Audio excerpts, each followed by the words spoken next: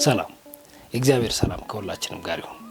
አሐቲ ድንግል በአባታችን በአባ ገብረ ኪዳን የተጻፈ መጽሐፍ ሲሆን ከዚህ መጽሐፍ ላይ ጊዜ ረፍታ ለሶሊያና የሚለውን ገጽ 365 ላይ የሰፈረውን ልናቀርብላችሁ ነው። እስከ መጨረሻው አብራችሁ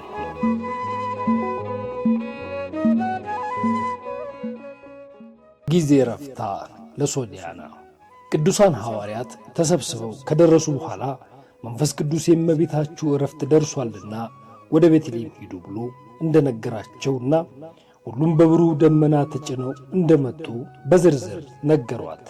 እርሷም ቀድማ ታውቅ እንደነበር ነግራቸው ቅዱሳን ሐዋርያት እመቤታችን እንደምታርፍ ባወቁ ጊዜ እጅግ መሪር እንባ አልቅሰዋል። ለምሳሌ ቅዱስ ዮሐንስ ወልደ ነጎድጓድ ቀዳሚሁ ቃል እንዲል ያበቃችው የሚስጥር መዝገቡ እርሷ ናትና ለዚህ እያለ አልቅሷል። አምላክን የወለድሽ እናቴ እመቤቴ ሆይ ልጅሽ ወዳጅሽ አንቺን ለማጽናኛ ሰጥቶኝ ነበረ። በዓለም ሁሉ ለተናቅን ለእኛ ለሐዋርያት መጽናኛችን ማን ነው? ማን ያስተምረናል? ማንስ ይመራናል? አንቺ ከሄድሽ በምድር ላይ እኛን ማን ያበረታናል? እያለ አለቀሰ። ሌሎችም ሐዋርያት እንዲሁ አልቅሰዋል። ስለ ክብሩ ልዕልና 13ኛ ሐዋርያ በመባል የሚታወቀው ምርጡ ዕቃው ጳውሎስም እንዲህ ያለቅስ ነበረ።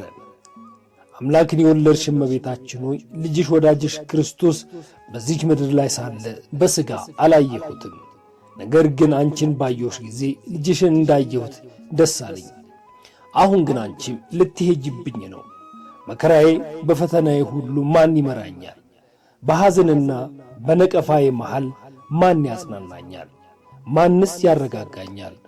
ማን ያበረታኛል? እያለ አለቀሰ።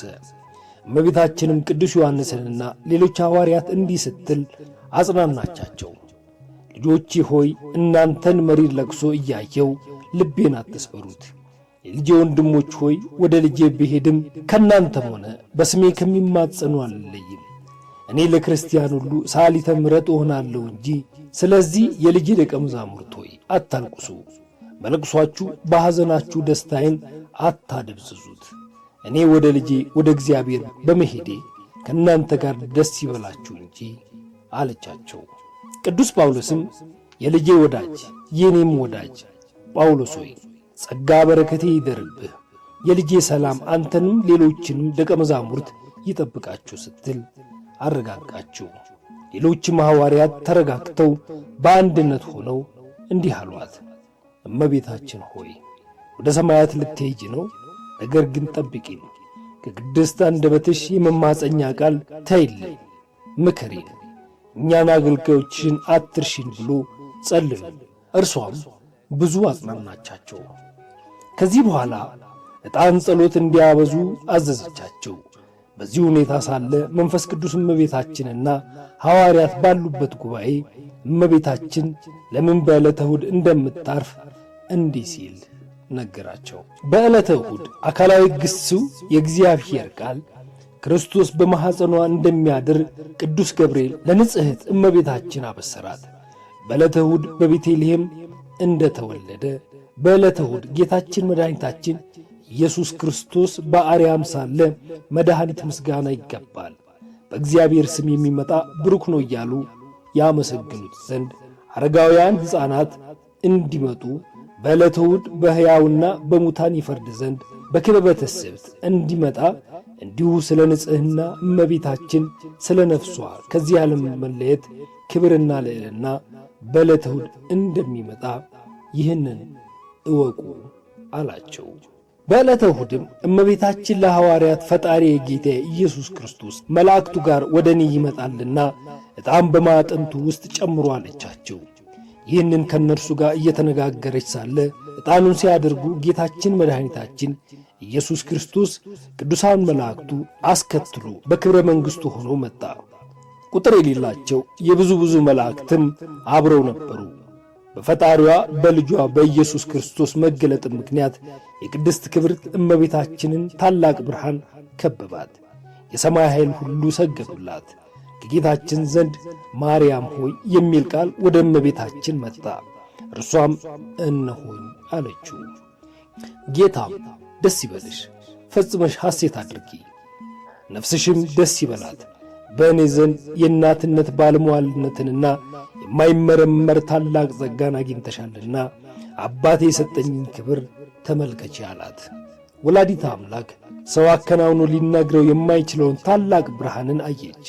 እርሱም ከዚህ በኋላ ሥጋሽ በገነት ያርፋል፣ የቅድስት ነፍስሽም ጸጋና ክብር በተመላበት ፍጹም ተድላ ደስታ ካለበት ማረፊያ በመንግሥተ ሰማያት ታርፋለች አላት።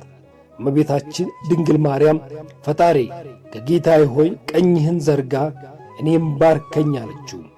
ጌታችንም መድኃኒታችን ኢየሱስ ክርስቶስም ንጽሕት ቀኝ እጁን ዘርግቶ ባረካት።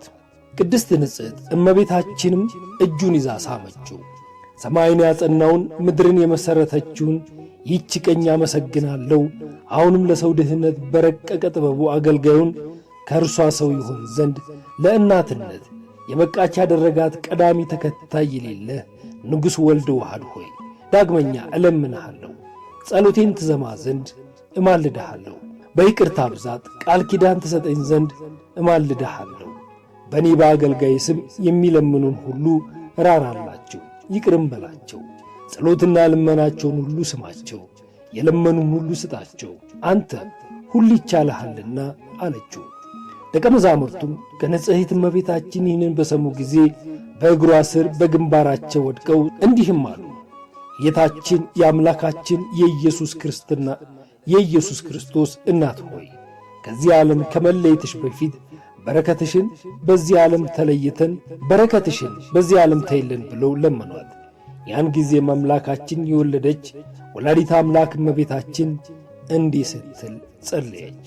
በቸርነቱ ብዛት ቀዳሚ ተከታይ የሌለው አንድያ ልጁን ለቤዛ ዓለም ውረድ፣ ተወለድ፣ ሙት፣ ተሰቀል ብሎ የላከ ከእኔ ሥጋን ይለብስ ዘንድ እኔንም ለእናትነት የበቃሁት ያደረገኝ አቤቱ አሁንም የእጆችን ሥራ ይቅር በላቸው።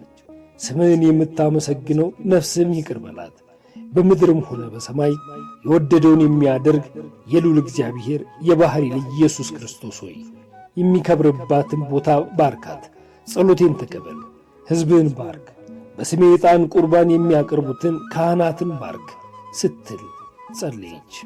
ጌታም እነሆ ሁሉን አደረግኩልሽ፣ እንግዲህ ፈጽሞ ደስ ይበልሽ። ከእኔ ሰማያዊ አባቴ ማሕያዊ ከሚሆን ከመንፈስ ቅዱስ ዘንድ ፍጹም ጸጋ ሀብት ተሰጥቶሻልና ስምሽን የሚጠራ ሁሉ በዚህ ዓለም በወዲያኛውም ዓለም አይጠፋም፣ በሰማይ አባቴ ዘንድ ፍጹም ጸጋን ያገኛል እንጂ ሲል ቃል ኪዳን ገባላት።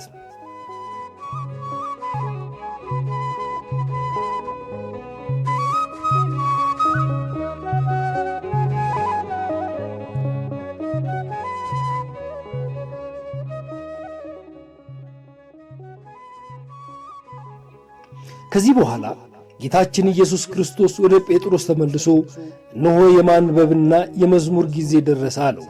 ቅዱስ ጴጥሮስም ከመላእክት ጋር ያነብና ያመሰግን ይዘምር ዘንድ ጀመረ። በቅድስት ድንግል ማርያም ከፊት ላይ ታላቅ ብርሃን በራ። እጆቿንም አንስታ ሐዋርያትን ባረከቻቸው። አሁንም ጌታችን ኢየሱስ ክርስቶስ እጆቹን ዘርግቶ ነፍሷን ተቀበለ። ያን ጊዜ ከሥጋዋ ተለየች። በዚህ ቦታ ታላቅ ብርሃን ሞላት። እንደ እርሱ ያለ የሌለ በጎ መዓዛ መጣ። ከሰማይም አንቺ ከሴቶች ተለይተሽ የተባረክሽ ንዕድ ክብርት ንግሥት ነሽ የሚል ቃል መጣ። ጴጥሮስም ከሐዋርያት ጋር ለቅድስት ድንግል ማርያም ከእግሯ በታች ሰገደ። በአብ በወልድ በመንፈስ ቅዱስ በሰውና በመላእክት አንደበትም የከበረች ይህ ለእርሷ የተደረገው ክብር ምንኛ ታላቅ ድንቅ ነው። ልመኗ በረከቷ ከእኛ ጋር ለዘላለሙ ይደርብን፣ አሜን። ብርክት እመቤታችን ሆይ ሕይወቴንም ሞቴንም ባርኪልኝ፣ አሜን። እንግዲህ ከአባታችን ከአባ ገብረ ኪዳን አሐቲ ድንግል ከሚለው መጽሐፍ ያነበብንላችሁ ይህንን ይመስላል። በሌላ መርሃ ግብር በሌላ ንባብ እስክንገናኝ የእግዚአብሔር ሰላም ከሁላችንም ጋር ይሁን። ሰላም።